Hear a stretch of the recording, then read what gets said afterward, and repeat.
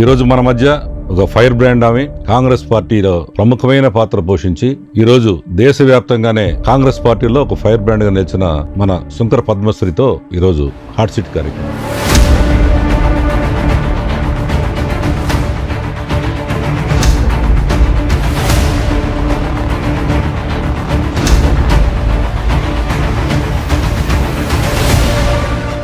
కాంగ్రెస్ పార్టీలో గతంలో ఎన్నో సంవత్సరాలుగా నాకు తెలిసి ఎన్నో సంవత్సరాలు బాగా యాక్టివ్గా ఉండేవాడు. కానీ ఒక టైంలో అసలు మీరే పిసిసి అధ్యక్షురాలు కూడా అవుతారేమో అన్న పరిస్థితి ఉంది. ఇప్పుడేంటి మీరు కొంచెం డల్ అయినట్టు కనబడతారు, ఏంటి కారణం? Not at all sir, actually నేను డల్ అవ్వలేదు, కానీ కొంత కాంగ్రెస్ పార్టీ కార్యక్రమాలకు మాత్రం దూరంగా ఉంటున్నాను. దానికి కారణం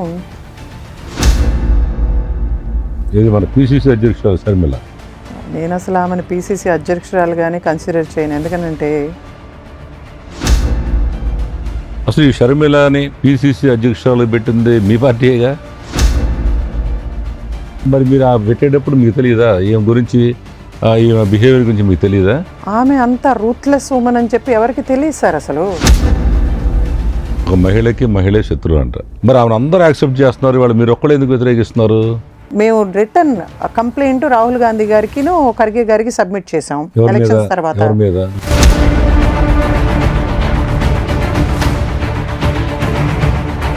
ప్రధాన ఆరోపణ ఏంటి మీద అసలు ఆమె మీద? మొత్తం 175 స్థానాల్లో సగానికి పైగా, అంటే ఆల్మోస్ట్ 80 సీట్స్ దాకా ఆమె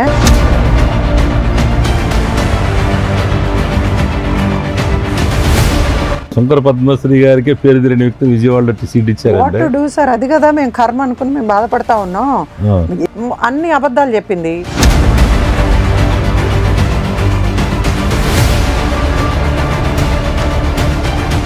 అట్లా చెప్పింది అనమాట. కాంగ్రెస్ పార్టీని అడ్డం పెట్టుకుని వాడుకుంటా ఉంది.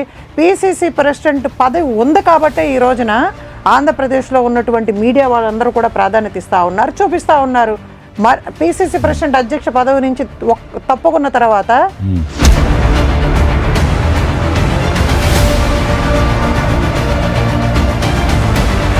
ఎప్పుడు తప్పిస్తున్నారా పిసిసి నుంచి?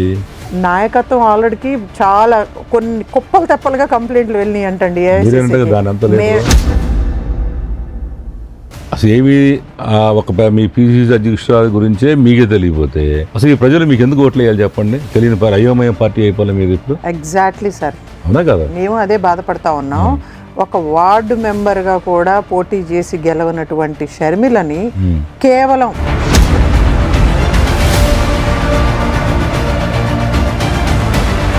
అన్న మోసం చేశాడు, మా అమ్మని నన్ను వాడుకున్నాడు, వదిలేశాడు, మేము అతని కోసం పాదయాత్ర చేశాము, అధికారంలో కూర్చోబెట్టాము, ఈ రోజున మాకు ఆస్తిలో ఆస్తి అసలు ఏమాత్రం సిగ్గు లేకుండా ఒక పక్కనేమో ఈడీ కేసులు ఉన్నాయి, 16 నెలలు జైలుకి వెళ్ళి వచ్చాడు. ఎందుకు? అక్రమార్జననే కదా, దోచుకున్నాడనే కదా. ఆ దోచుకున్నటువంటి సొమ్ములో వాటా కావాలి అని చెప్పి నిస్సిగ్గుగా రోడ్డు మీదకి వచ్చి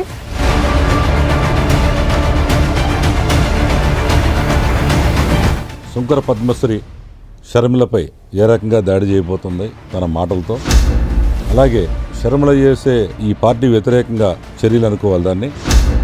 ఈ సామాజిక కార్యకర్తలు ఎవరు కూడా ఆమె దగ్గర రారంట. అలాగే ఈ రాష్ట్రంలో కాంగ్రెస్ పార్టీ భ్రష్టు పట్టిపోవడానికి షర్మిలనే కారణం అని ఆమె చెబుతున్నారు. ఈ హాట్ సీట్ కార్యక్రమంలో ఇంకా ఏమేమి విషయాలు చెప్పారు, తప్పకుండా ఈ కార్యక్రమాన్ని మీ అందరూ చూస్తారని. హాట్ సీట్ విత్ ఎంఎస్ఆర్ ఈ ఆదివారం సాయంత్రం 6 గంటలకు మీ నెంబర్ 1 న్యూస్లో. Don't miss it.